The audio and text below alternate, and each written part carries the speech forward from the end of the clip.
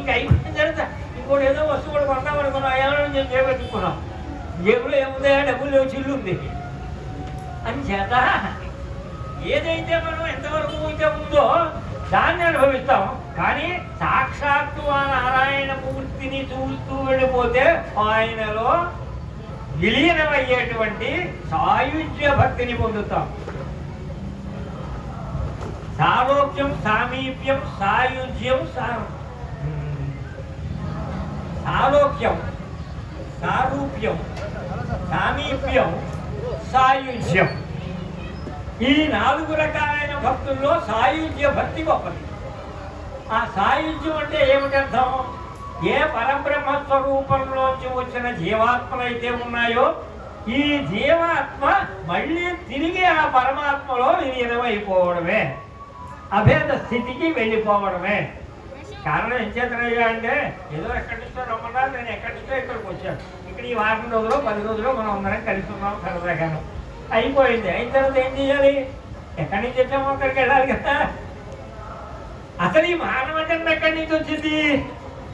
ఇందులో ఉన్నటువంటి జీవాత్మ మన దగ్గర భగవత్పాదాచార్యులు వారు చెప్పినట్టుగా జీవో బ్రహ్మైవ నా పరహ. ఈ జీవాత్మ ఆ పరమాత్మ రెండు ఒకటే అన్నాడు. అంచేత ఎంతో కొంత ప్రయత్నం చేసి ఎప్పటికో అప్పటికి ఎన్నో వేల కోట్ల లక్షల జన్మలు ఎత్తి ఎత్తి ఎత్తి లక్ష్యాన్ని ఎప్పటికైనా చేరుకోవాలి కదా అండి. అంచేత అటువంటి నారాయణమూర్తియే ఆయన ఎదురుకుండా కనపడుతుండే సరే భంగ మహర్షి వెళ్ళిపోయాడు. అలాగే మతంగ మహర్షి రాముడు ఇక్కడికి వస్తాడు, శూద్రవనిత ఆయన యొక్క ఆశ్రమంలో ఉన్నటువంటిది. ఆ వనితకి గురువు గారు చెప్పాడు, రాముడు వస్తాడు కనుక నువ్వు ఆయన గారికి సేవలు చేసి దర్శించి అప్పుడు నువ్వు వెళుదిగానే ఇది అనుగ్రహం నీకు ఇస్తున్నానేనన్నాడు. అనేటప్పటికే ఆవిడ గారు ప్రతిరోజు కూడా ఆ ఆశ్రమం ముందర అంతా అలంకరించేది, మార్జనం చేసి అలంకరించి పళ్ళు పువ్వులు వగైరాలన్నీ కోసుకొచ్చింది. ఇలా ఎంతకాలం చేసిందయ్యా అంటే ఏమో మనము మంచి చేస్తున్నాం, ఆయన గారు వస్తాడు నువ్వు స్టేషన్లో వెళ్ళరా అన్నారు అనుకోండి. ఓ రోజు వెళ్ళాం, అయ్యో నేను రాలేకపోయింది ఏం అన్నట్టు. అలా 2 రోజులు 3 రోజులు అక్కడికి వెళ్ళాం. వాడు రాడా ఆవిడ మొదలు వచ్చాడు, వీడి కోసం ఇక్కడ ఎదురు చూడవా? శ్రద్ధ అన్నమే గురుశాస్త్ర వాక్య ప్రమాణం. శ్రద్ధ అన్నాం. రామచంద్రుడు వస్తాడని గురువు గారు చెప్పారు, ఆయన వచ్చేదాకా రోజు అలా చేస్తూనే ఉందండి. ఆ మతంగ మహర్షి యొక్క గొప్పతనాన్ని ఆవిడ గారు చెప్పి నీ దర్శనం అయింది, నేను కూడా ఆ గురువు గారి దగ్గరికి వెళ్ళిపోతానండి.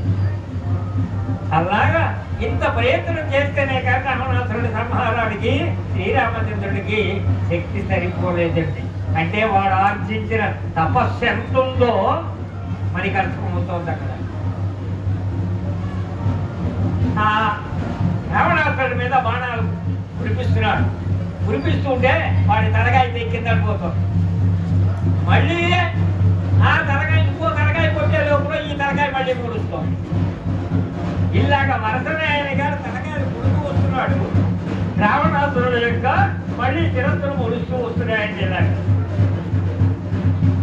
ఆ సమయంలో ఏమిటి ఇలా జరుగుతుంది అని అనుకున్నాడు. అవసరాన్ని బట్టి సారథి కొన్ని సూచనలు ఇస్తాడండి.